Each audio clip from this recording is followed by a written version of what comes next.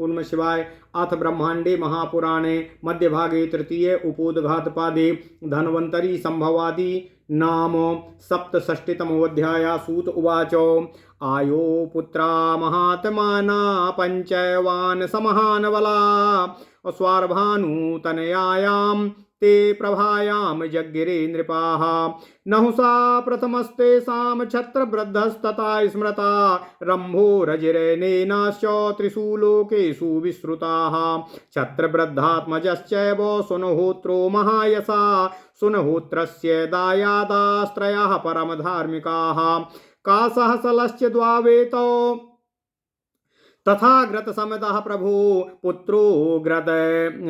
पुत्रो ग्रत समदस्यापि शुनको यस्य सौनका ब्राह्मणा क्षत्रियाश्चैव वैश्या शूद्रास्तथैव च एतस्य वंशे सम्भूता विचित्रैः कर्मभिर्द्विजाः शालात्मजो ह्यर्ष्टिसेनो अशिशिरस्तस्य चात्मजः शौनकश्चार्ष्टिसेनाश्च क्षत्रोपेता द्विजातया काश्यस्य काशिपो राजा पुत्रो दीर्घतपास्तथा धनवश्च दीर्घतपसो विद्वान् धनवन्तरिस्ततः तपसोऽन्ते महातेजा जातो वृद्धस्य धीमता अथैनो ऋषया प्रोचु सूतं वाक्यमिदं पुनः ऋषयः ऊचु कस्य धनवन्तरिर्देवो मानुषेष्वः यज्ञवानो एतद्वेदितुमिच्छामस्तन्नो ब्रूहि परं तपो।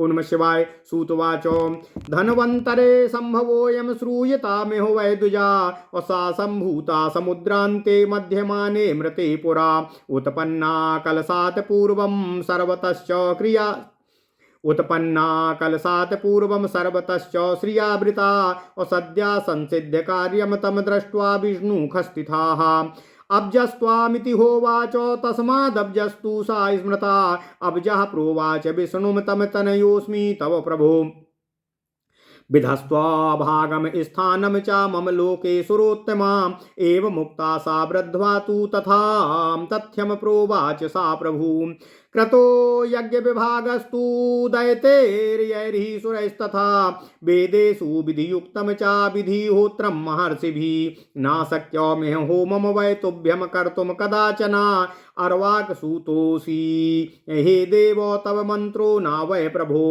द्वितीयायां तु सम्भूत्यां लोके ख्यातिं गमिष्यसि अणिमादियुतां सिद्धिं गतस्तत्र भविष्यसि एतेनैव शरीरेण देवत्वं प्राप्स्यसि प्रभो अचातुर्मन्त्रैर्घृतैर्गव्यैर्यक्ष्यन्ते त्वां द्विजातयाः अथवा त्वं पुनश्चैव ह्यायुर्वेदं विधास्यसि अवश्य भावी ह्यार्थोऽयम् अप्राग्द्रष्टत्वब्जयोनिनाः द्वितीयं द्वापरं प्राप्य भविता त्वं न संशया तस्मात् तस्मै वरं दत्त्वा विष्णुरन्तर्दधे ततः। ओम नमः शिवाय। ओम नमः शिवाय। ओम नमो भगवते वासुदेवाय। ओम देवकी सुत गोविंद वासुदेव जगतपते देहि मे तनियं कृष्ण त्वाम अहम शरणं गतः। द्वितीये द्वापरे प्राप्ते सौनहोत्र सा काशिराट पुत्रकामास्तपस्तेपे नृपो दीर्घ तपस्तथा अवजम देवम तु पुत्रार्थे ह्यारिराधयी सुरेन्द्रपा वरेण चंद्र याभासो ततो धनवन्तरिर्नपः नृपवाच भाग्य भगवन्यदि तुष्टत्वं पुत्रो मे गतिमान् भवे तथेति समनुज्ञाय तत्रैवान्तर्धात प्रभु तस्य गेहे समुत्पन्नो देवो धनवन्तरिस्तदा काशीराजो महाराजा सर्वरोगो प्रणाशिनः आयुर्वेदं भरद्वाजात् प्रत्येह साभिसक्रियं तमस्तथा पुनर्व्यस्य शिष्येभ्यः प्रत्यपादयतो धनवन्तरी सुतश्चापि केतुमानिति विश्रुता अथ केतुमता पुत्रो जज्ञो भीमरथो नृपः पुत्रो भीमरथस्वापि पुत्रो भीमरथस्यापि जातो धीमान् प्रजेश्वरा दिवो दास इति ख्यातो वाराणस्याधीपो भवतो एतस्मिन्नेव काले तु पुरीं वाराणसीं पुरा अशून्यां निवेशयामास क्षेमिको नाम राक्षसा सप्ताही सा पुरी पूर्वं निकुम्भेन महात्मना शून्या वर्षसहस्रम वै भवित्रीति पुनः पुनः। तस्याम तु सप्तमात्रायाम दिवो दासा प्रजेश्वरा विषयांते पुरीं रम्याम गोमत्याम सन्निवेशयतो। ऋषयः ऊचु वाराणसीं किमर्थं तां निकुम्भा सप्तवान् पुरा निकुम्भस्यापि धर्मात्मा सिद्ध क्षेत्रं ससापयः। ओम नमः शिवाय। सूतवाचो देवोदासस्तु राजर्षिर्नगरीं प्राप्य पार्थिवा वसते सा महातेजा स्फीतायां वै नराधिपा। एतस्मिन्नेव काले तु कृतदारो महेश्वरा देव्या सा प्रिय कामस्तु वसन् वै स्वासुरान्तिके। देवज्ञया पारिषदा विश्वरूपास्तपोधना पूर्वोक्तरूप संवेशस्तोषयन्ती महेश्वरीम्। ह्रस्यते तैर्महादेवो मे नाम नैव तु तुष्यति जुगुप्सते सा नित्यं वै देवां देवीं तथैव च। मम पार्श्वे त्वनाराचास्तव भर्ता महेश्वरा दरिद्रा सर्वथैवेह हा कष्टं लज्जते न वै। मात्रा तथोक्ता वचसा स्त्री स्वभावान् चक्षमे स्थितं स्मितं कृत्वा तु वरदा हर्षार्षो हर पार्श्वामथागमतो। ओम नमः शिवाय। विषण्वदना देवीं महादेवमभावत अन्येह वत्स्याम्यहं देव नय मां स्वं निवेशयम्। तथोक्तस्तु महादेवा सर्वान् लोकान् निरीक्ष्य वासार्थं रोचयामास पृथिव्यां तु द्विजोत्तमाः। वाराणसीं महातेजा सिद्धक्षेत्रं महेश्वरा दिवोदासेन तां ज्ञात्वा निविष्टां नगरीं भवः। पार्श्वस्थ सा समाहूय गणेशम् क्षमामब्रवीत। गणेश्वरा पुरीं गत्वा शून्यां वाराणसीं कुरुः। मृदुना चाम्बुपायेन अतिवीर्या सा पार्थिवः ततो गत्वा निकम्भस्तु पुरीं वाराणसीं पुरा। स्वप्ने संदर्शयामास मंकनं नाम तोयद्विजम् श्रेयस्तेऽहं करिष्यामि स्थानं मे रोचयानघ। ओम नमः शिवाय। ओम नमः शिवाय। ओम नमो भगवते वासुदेवाय। ओम देवकी सुतगोन्वास्तु जगत्पते देहि मे तनियं कृष्ण त्वाम अहम शरणं गता।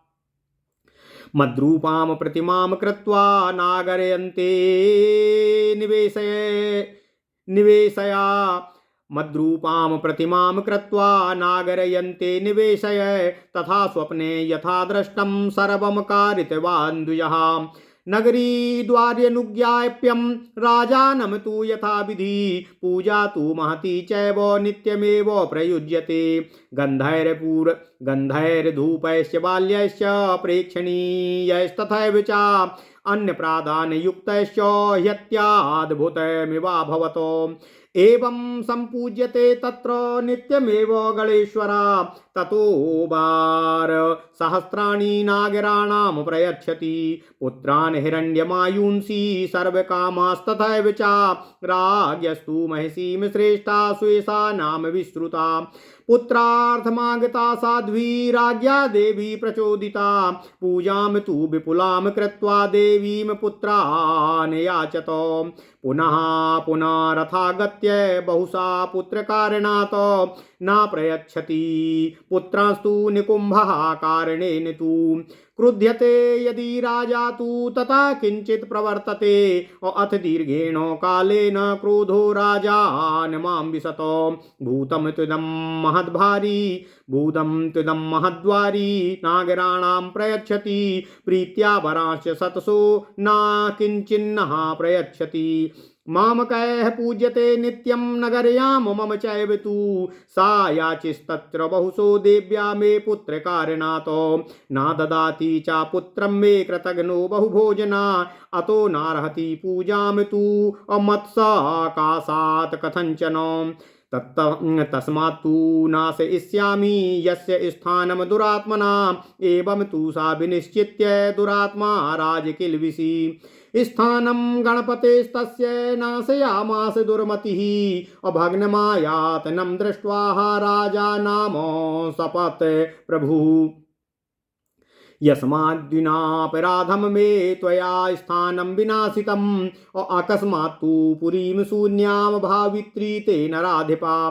ततस्तेन तु शापेनो शून्या वाराणसी तदा सप्त्वा पुरीं निकुम्भस्तु महादेवो मथानयतो शून्यां पुरीं महादेवो निर्ममे पदमात्मना तुल्यां देवो विभूत्या तु देव्याश्चैव महामना रमते तत्र वै देवी अहैर्वस् रमते तत्र वै देवी ह्यौस्वार्यात्मा तु विस्मिता देव्या क्रीडार्थमीशानो देवो वाक्यमथाब्रवीतो नाहं वेश्मो विमुक्ष्यामि ह्याविमुक्तं हि मे गृहम् अप्रहस्य नामथो वाचो ह्याविमुक्तं हि मे गृहामो नाहं देवी गमिष्यामि त्वन्यत्रेदं विहाय वै मया सह रमस्वेह क्षेतरे भामिन्यमुत्तमे और तस्मात् तदविमुक्तं हि प्रोक्तं देवेन वै स्वयं एवं वाराणसी सप्ताह्या विमुक्तं च कीर्तिता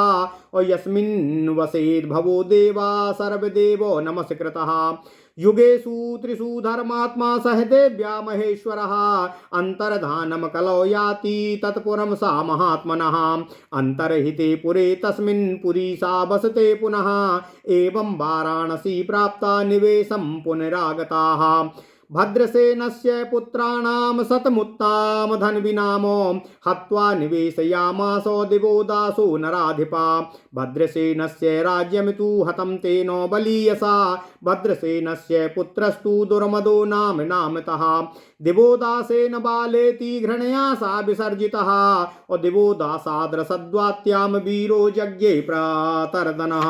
ओम नमः शिवाय ओम नमः शिवाय ओम नमो भगवते वासुदेवाय ओम देवकी सुत गोविंद वासुदेव जगतपति देहि मे तन्यं कृष्ण त्वाम अहम शरणमगतः तेन पुत्रेण बालेन प्राहृतं तस्य वै पुनः वैरस्यान्तं महाराजो तदा तेन विधित्सता प्रतार्दनस्य पुत्रौ द्वौ वत्सो गर्गस्य विश्रुतौ वत्सपुत्रो ह्यालर्कस्तु सन्नतिस्तस्य चात्मजाः अलर्कं प्रति राजर्षि श्लोको गीता पुरातने 60 वर्षसहस्राणि 60 वर्षशतानि च युवारूपेण सम्पन्नो ह्यालर्कः काशी सत्यमाः लोपामुद्रा प्रसादेन परमायुर्वाप्तवान् असापस्यान्ते महाबाहुर्हत्वा क्षेमकराक्षसम् और रम्यामावासयामासो पुरीं वाराणसीं नृपः सन्नतेरपि दायादा सुनीथो नाम धार्मिका सुनीथस्य तु दायादा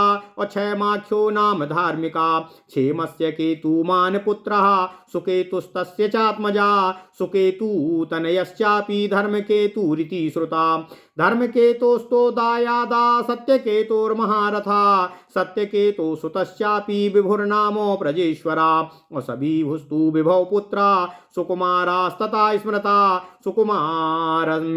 सुकुमारस्य पुत्रस्तु धृष्टकेतु सुधार्मिकाः धृष्टकेतोस्तो दायादो वेणुहोत्रा प्रजेश्वरा वेणुहोत्र सुतश्चापि गार्ग्यो वै नाम विश्रुताः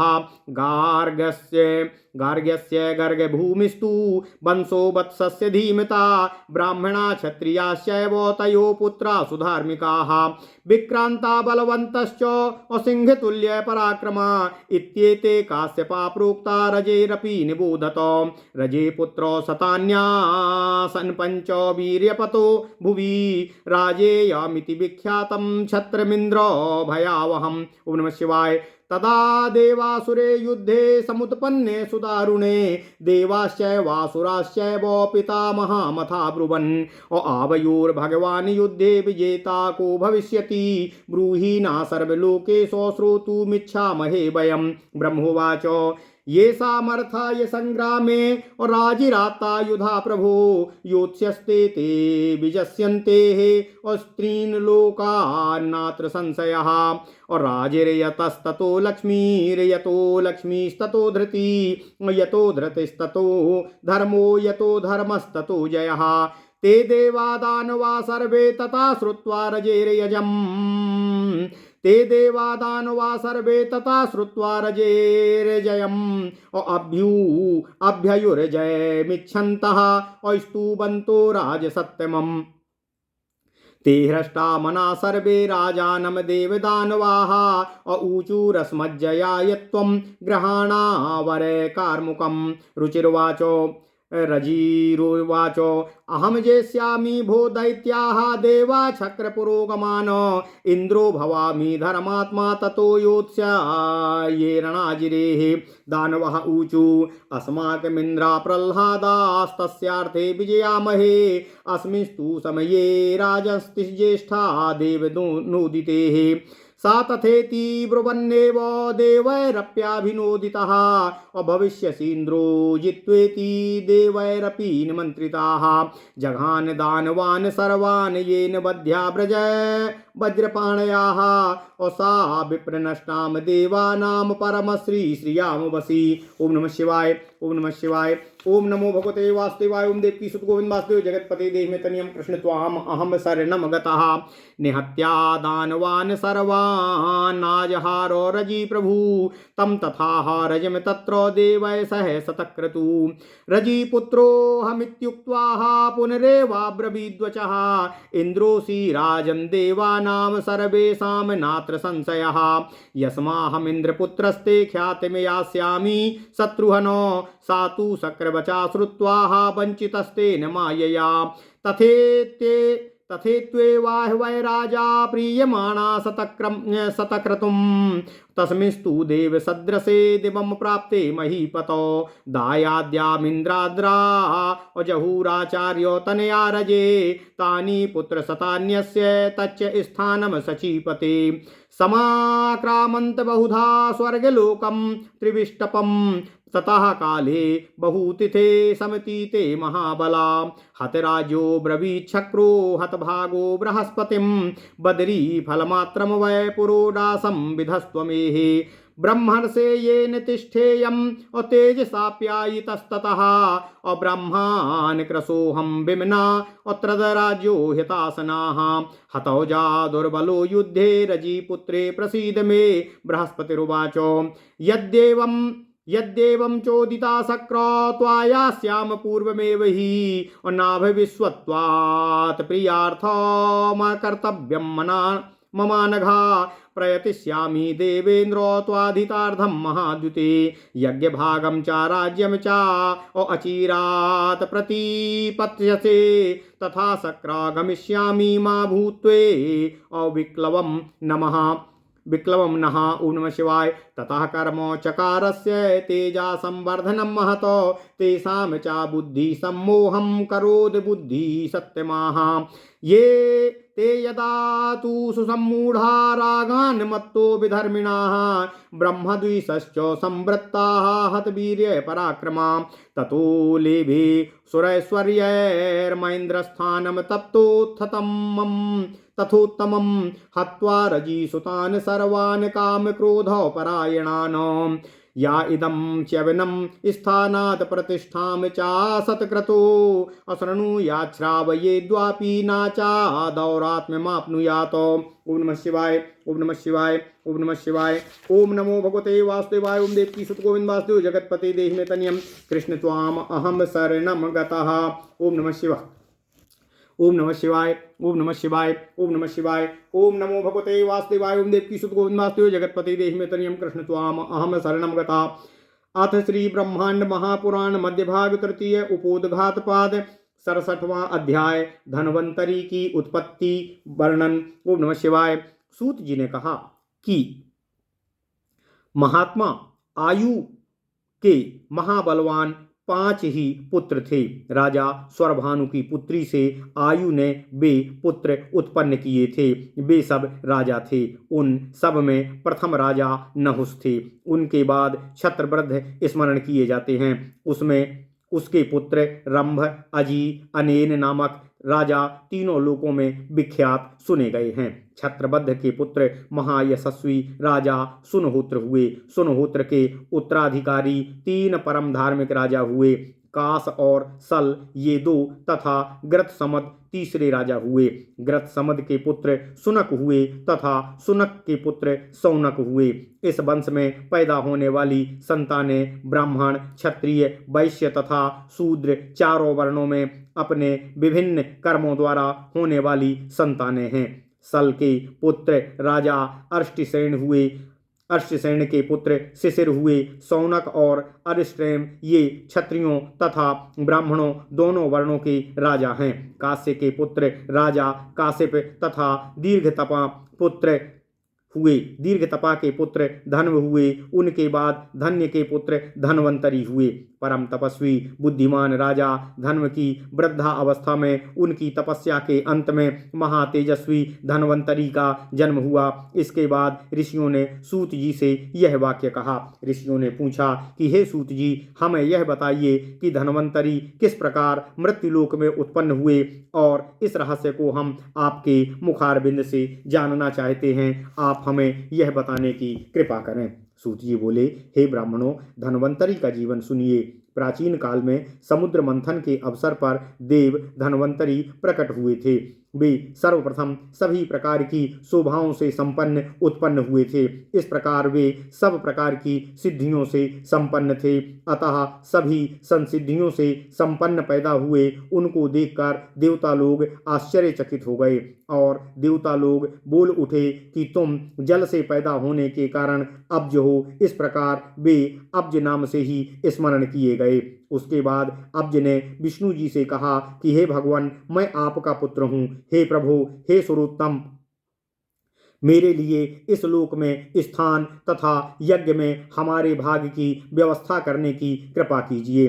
अब्ज के ऐसा कहने पर प्रभु भगवान श्री हरि विष्णु ने अब्ज की ओर देखकर ये तथ्यपूर्ण बातें उनसे कहीं। भगवान श्री हरि विष्णु जी ने कहा, हे देव, यज्ञों की विधि व्यवस्था करने वाले देवताओं ने यज्ञ आदि में भाग लेने की व्यवस्था पहले से ही बना दी है। महर्षियों ने वेदों में उनके लिए विधि पूर्वक हवन करने की प्रक्रिया आदि भी निर्धारित कर दी है।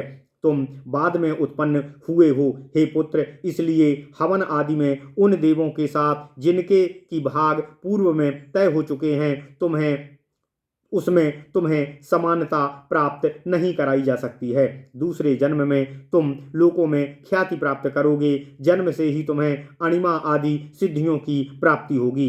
प्रभु श्री हरि विष्णु जी ने कहा कि हे धन्वंतरी, तुम इस शरीर से देवत्व को प्राप्त करोगे। उस समय ब्राह्मण, क्षत्रिय एवं वैश्यगण चरु, मंत्र, घृत, गंध आदि द्रव्यों से मंत्रों के साथ तुम्हारी पूजा करेंगे। उसके बाद तुम पुनः आयुर्वेद का उद्धार करोगे। यह सब अवश्य होकर रहेगा, इसलिए ब्रह्मा जी ने तुम्हारी सृष्टि पूर्व काल में की है। दूसरे द्वापर युग को प्राप्त करके तुम वहां उत्पन्न होगे, इसमें कोई संदेह नहीं है। इस प्रकार उन धन्वंतरी को यह वर देकर भगवान श्री हरि विष्णु अंतर्ध्यान हो गए। ओम नमः शिवाय, ओम नमः शिवाय, ओम नमः शिवाय, ओम नमः शिवाय। दूसरे द्वापर युग के प्राप्त होने पर काशीराज सुनहोत्र के वंश में पैदा होने वाले राजा दीर्घतपा ने पुत्र की कामना से तपस्या की। उस तपस्या में उस राजा दीर्घतपा ने उन्हीं अज अर्थात धन्वंतरी को उनके ही पुत्र के रूप में प्राप्त करने की आराधना की। प्रसन्न होकर धन्वंतरी ने राजा दीर्घतपा को वर देने को कहा। राजा ने कहा कि भगवान, यदि आप प्रसन्न हैं तो फिर आप मेरे मतिमान पुत्र हो जाओ, अर्थात आप ही मेरे पुत्र रूप में जन्म धारण करो। अब धन्वंतरी ऐसा ही होगा, ऐसा कहकर वे अब्ज धन्वंतरी अंतर्ध्यान हो गए। उसके बाद उस वरदान के अनुसार दूसरे द्वापर युग में धन्वंतरी देव राजा दीर्घतपा के पुत्र के रूप में उत्पन्न हुए। वे ही काशीराज थे तथा बाद में चलकर वे काशीराज धन्वंतरी सब रोगों के विनाश करने वाले हुए। भरद्वाज ऋषि ने औषधियों की समस्त प्रक्रियाओं के साथ आयुर्वेद का प्रणयन किया था। काशीराज धन्वंतरी ने उन्हीं से प्राप्त कर आयुर्वेद को 8 भागों में विभक्त कर शिष्यों को उनकी शिक्षा प्रदान की। धन्वंतरी के पुत्र केतुमान विशेष रूप से सुने गए हैं। इसके बाद केतुमान दिवोदास हुए, जो वाराणसी के प्रसिद्ध राजा हुए। प्राचीन काल में इसी राजा के समय में वाराणसी बिल्कुल सूनी हो गई थी, क्योंकि वाराणसी में क्षेमक नामक राक्षस घुस गया था। इसका कारण था कि प्राचीन काल में महापराक्रमी निकुंभ ने वाराणसी नगरी को यह शाप दिया था कि यह वाराणसी 1000 वर्ष तक बार बार सूनी होती रहेगी। उसके इस प्रकार के शाप देने पर राजा देवोदास ने इस वाराणसी नगरी को छोड़कर अपनी रम्य नगरी को गोमती के किनारे पर बसाया था, जो आज लखनऊ के नाम से प्रसिद्ध है। ऋषियों ने पूछा कि हे सूत जी, प्राचीन काल में निकुंभ ने वाराणसी को क्यों शाप दिया था? परम धर्मात्मा होकर भी उसने सिद्ध क्षेत्र वाराणसी को ऐसा शाप क्यों दिया? सूत जी कहते हैं कि राजा राजर्षि देवोदास तो उस नगरी को प्राप्त कर उसमें निवास करते थे। वे महान तेजस्वी राजा थे। इसी समय महेश्वर शिव ने पार्वती के साथ पत्नी संबंध स्थापित किया था तथा देवी पार्वती को प्रसन्न करने की दृष्टि से अपने ससुर हिमालय के घर में ही निवास करते थे। देवाधिदेव महादेव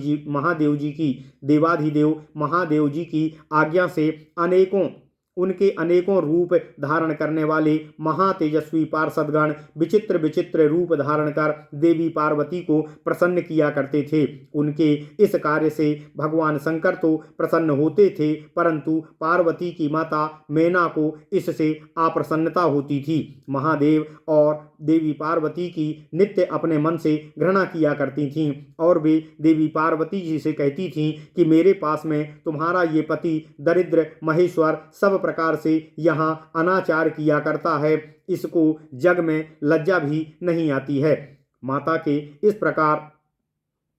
माता ने जब इस प्रकार की वाणी में कहा तो स्त्री स्वभाव के कारण देवी पार्वती सहन ना कर सकीं और वर देने वाली पार्वती मुस्कुराकर चुप हो गईं और फिर महादेव जी के पास आईं। इसके बाद खिन्न मुख वाली देवी पार्वती महादेव जी से बोली, हे देव, अब मैं यहाँ नहीं रहना चाहती हूँ, आप मुझे अपने निवास स्थान पर ले चलने की कृपा करें। जब पार्वती देवी ने ऐसा कहा तो महादेव जी कहाँ ले जाते, उनके पास तो घर नहीं था। अतः हे विप्रो, समस्त लोकों में अपनी गहरी दृष्टि डालकर उन महातेजस्वी महादेव ने रहने के लिए पृथ्वी पर सिद्ध क्षेत्र वाराणसी नगरी को ही पसंद किया।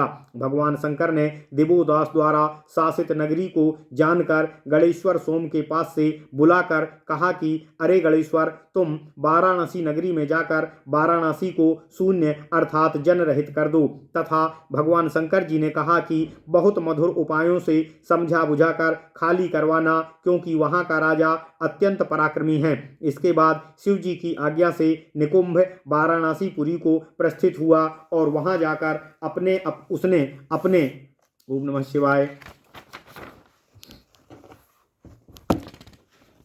अपने को मंकन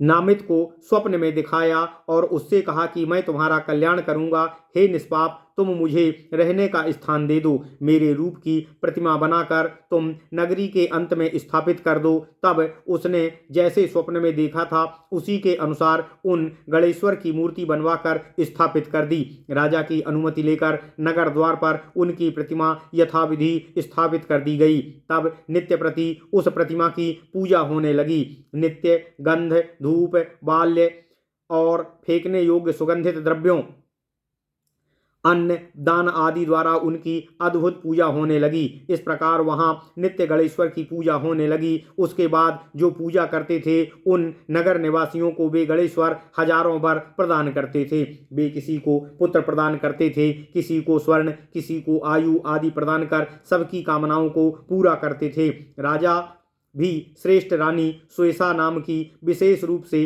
प्रसिद्ध थी। उन साध्वी रानी को भी लोगों द्वारा प्रेरित होकर पुत्र की कामना से वहां आईं और बहुत अधिक पूजा करके देवी सुयसा ने उन गणेश्वर से पुत्र की याचना की। इस प्रकार बार बार आकर सुयसा ने गणेश्वर की पूजा की और पुत्र प्राप्ति का वर मांगा, परंतु निकुंभ ने पुत्रों को प्राप्त होने वाला वर उनको प्रदान नहीं किया। उसने सोचा कि यदि मैं रानी को वर दूंगा तो राजा क्रोधित हो जाएगा, तो मेरा नगर खाली कराने वाला कार्य सिद्ध हो जाएगा। इसके बाद वह बहुत समय के बाद अंत में राजा क्रोधित हो ही गए और राजा ने कहा कि यह भूत हमारे नगर के द्वार पर रहकर सब नगरवासियों को वर प्रदान करता है, प्रसन्न होकर उन्हें सैकड़ों वर देता है, परंतु हमें कोई भी वर नहीं देता है। मेरे द्वारा मेरी नगरी में इनकी नित्य पूजा की जा रही है। मेरी पत्नी ने पुत्र हेतु इनसे अनेकों बार इनकी पूजा की है, फिर भी यह कृतघ्न मुझे एक पुत्र भी नहीं दे रहा है, अतः मेरे पास इसकी किसी भी प्रकार की पूजा नहीं की जा सकती। उसी कारण से मैं अब इस दुष्टात्मा का स्थान नष्ट कर दूंगा। ऐसा निश्चय कर उस दुरात्मा और कुटिल राजा ने दुर्बुद्धिवश होकर गणेश्वर निकुंभ का स्थान नष्ट कर दिया। अपना स्थान नष्ट देखकर प्रभु निकुंभ ने राजा को शाप दे दिया कि जिस बिना किसी मेरे अपराध के तुमने मेरे स्थान को नष्ट कर दिया है, अतः तुम्हारे इस अपराध से तुम्हारी यह नगरी अचानक ही शून्य हो जाएगी। उसके बाद उसके उस शाप से तब वह वाराणसी नगरी शून्य हो गई। उस नगरी को शाप देकर निकुंभ भगवान शंकर को उस नगरी में लेकर आए। देवाधिदेव महादेव ने उस नगरी को दैविक विभूतियों का निर्माण किया। तब उस नगरी में देवी पार्वती भगवान शंकर जी के साथ रमण करते हुए अपने भवन को देखकर देवी पार्वती को नित्य आश्चर्य होता था। जब वहां उस भवन में देवी पार्वती को रमण में संतुष्टि नहीं होती थी तो उन्होंने भगवान शंकर जी को अन्यत्र चलने के लिए कहा, तो शंकर जी ने कहा कि हे देवी पार्वती, मैं अपने इस घर को नहीं छोड़ूंगा, क्योंकि यह मेरा घर अभिमुक्त अर्थात ना छोड़ने वाला है। इस प्रकार उन्होंने हंसकर यह कहा कि यह मेरा अभिमुक्त घर है, अतः इसको छोड़कर मैं दूसरी जगह पर नहीं जाऊंगा।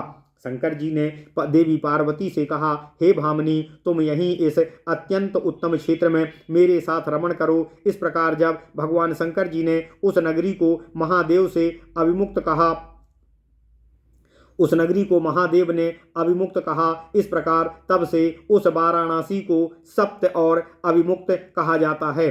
उस नगरी में सब देवों के नमस्कृत देवाधिदेव धर्मात्मा महादेव ने देवी पार्वती के साथ तीनों युगों तक निवास किया है। केवल कलयुग में महात्मा शंकर की वह नगरी अंतर्ध्यान हो जाती है। उसके अंतर्ध्यान हो जाने पर वाराणसीपुरी वहां पुनः प्रतिष्ठित होती है। इस प्रकार निकुंभ के शाप द्वारा शापित वाराणसी पुनः बसाई गई। प्राचीन काल में राजा देवोदास ने राजा भद्रसेन से भारी धनुर्धारी 100 पुत्रों को मारकर उसके नगर में निवास किया। उस बलवान राजा देवोदास ने भद्रसेन का राज्य छीन लिया था। भद्रसेन का एक पुत्र दुर्मद नाम का था। देवोदास ने उसे बालक समझकर उसे जीतने में अपना कोई महत्व न समझकर उसे छोड़ दिया। राजा देवोदास से द्रसद्वती नामक पत्नी में प्रतर्दन नामक वीर पुत्र उत्पन्न हुआ। भद्रसेन के उस पुत्र ने राजा देवोदास के पुत्र से अपना छीना हुआ राज्य पुनः प्राप्त कर लिया। उस राजा ने अपने पूर्व वैर का बदला भी पूरा कर लिया। प्रतर्दन के 2 पुत्र थे, वत्स और गर्ग, विशेष रूप से सुने गए हैं। वत्स के पुत्र अलर्क हुए, जिनके पुत्र का नाम सन्नति हुआ। राजर्षि अलर्क के विषय में प्राचीन लोगों द्वारा 2 श्लोक गाए जाते हैं, जिनका अर्थ इस प्रकार है। 66,000 वर्षों तक काशीराज अलर्क युवा था। लोपा मुद्रा की कृपा से उसे इतनी बड़ी आयु प्राप्त हुई। 1000 वर्ष के शाप के बीत जाने पर महाबाहु राजा अलर्क ने क्षेमक नामक राक्षस को मारकर पुनः मनोहर वाराणसी नगरी को बसाया था। राजा सन्नति के उत्तराधिकारी धार्मिक राजा सुनीत हुए। सुनीत के भी उत्तराधिकारी क्षयमाख्य नामक धार्मिक राजा हुए। सुनीत का उत्तराधिकारी सुकेतु नामक धार्मिक विचारों वाला राजा हुआ। सुकेतु के पुत्र धर्मकेतु नामक सुने गए हैं। धर्मकेतु के उत्तराधिकारी महारथी राजा सत्यकेतु हुए। सत्यकेतु के पुत्र विभु नामक प्रजापालक राजा हुए। विभु के पुत्र सुविभु हुए। उसके बाद उन सुविभु के पुत्र सुकुमार स्मरण किए जाते हैं। सुकुमार के पुत्र तो सुधार्मिक धृष्टकेतु हुए। धृष्टकेतु के उत्तराधिकारी प्रजापालक राजा वेणुहोत्र हुए और वेणुहोत्र के भी पुत्र गार्ग नामक राजा विशेष रूप से सुने गए हैं। गार्ग के पुत्र गर्ग भूमि और बुद्धिमान वत्स के पुत्र वत्स हुए। इन दोनों राजाओं के पुत्र ब्राह्मण और क्षत्रिय दोनों वंश के संचालक हुए। ये सब राजागण बहुत उत्साही, बलवान और सिंह के समान पराक्रमी थे। यह मैंने काशी के राजाओं का आपसे वर्णन कर दिया। अब रजी के पुत्रों का मैं आपसे वर्णन कर रहा हूँ। महाराज रजी के 100 पुत्र थे, जिनमें 5 पृथ्वी पर बहुत ही पराक्रमी थे। वे राजेय नाम से विख्यात थे। इंद्र भी उनके बल से डरते थे। उस समय जब देवताओं और असुरों में भीषण युद्ध हुआ, उस समय देवों और असुरों ने मिलकर ब्रह्मा जी से पूछा कि भगवान, हम दोनों के इस युद्ध में विजेता कौन होगा? हे सब लोगों के स्वामी, हम यह आपसे सुनना चाहते हैं। ब्रह्मा जी ने कहा कि जिनके लिए महाराज रजी युद्ध में आयुध धारण करेंगे, वे ही तीनों लोकों पर विजय प्राप्त करेंगे, इसमें कोई संदेह नहीं है। उसके बाद ब्रह्मा जी ने कहा कि जहाँ पर राजा रजी हैं, वहीं पर लक्ष्मी है, जहाँ पर लक्ष्मी है वहीं पर धृति अर्थात धैर्य है, और जहाँ पर धृति अर्थात धैर्य है वहीं धर्म है, और जहाँ धर्म है वहीं पर विजय है। उसके बाद उन देवों और दानवों ने रजी की जीत की बात को सुनकर अपनी जीत की इच्छा से स्तुति करते हुए महाराज रजी के पास गमन किया, और अत्यंत प्रसन्न मन से उन देवों और दानवों ने राजा रजी से निवेदन किया कि आप हमें जीत का वरदान प्रदान करने की कृपा कीजिए। देवों ने कहा कि आप हमारे लिए धनुष धारण कीजिए। दानवों ने कहा कि आप हमारे लिए धनुष धारण कीजिए। महाराज रजी ने कहा कि हम तुम सबको युद्ध में पराजित कर देंगे, परंतु हम ही धर्मात्मा इंद्र होंगे, तभी हम युद्ध में धनुष धारण करेंगे। दानवों ने कहा कि हम लोगों के इंद्र प्रहलाद हैं, उन्हीं की विजय हम सब चाहते हैं, परंतु हे राजन, इस समय आप देवों द्वारा प्रेरित कथन पर स्थित रहिए, अर्थात हम आपको इंद्र पद दे सकते हैं, आप हमारे साथ रहिए। यह दानव कह ही रहे थे, तब तक देवताओं ने आप ही विजयोपरांत हमारे इंद्र होंगे, यह कहकर देवों ने भी उन्हें निमंत्रण दे दिया। राजा ने देवताओं का निमंत्रण स्वीकार कर लिया। देवताओं के इस निमंत्रण को स्वीकार कर वज्रपाणी देवराज इंद्र के देखते देखते ही सभी दानवों का संहार रजी के द्वारा कर डाला गया। इस प्रकार